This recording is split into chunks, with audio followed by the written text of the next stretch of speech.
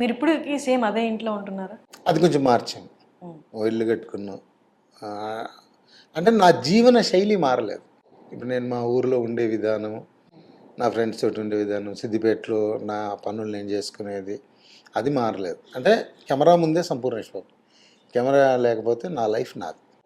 అంటే అది నేను అలా ఉండడం అది గొప్పదా ఏంటని నాకు తెలియదు, కానీ నా లైఫ్లో నేను బాగున్నాను నేను ఫీల్ అవుతాను. అని నేను అనుకుంటా, మనం ఏది అనుకుంటే అదే నిజం. అవతల వాళ్ళకి ఇబ్బంది కలగకపోతే సరిపోద్ది అనేది నా థాట్.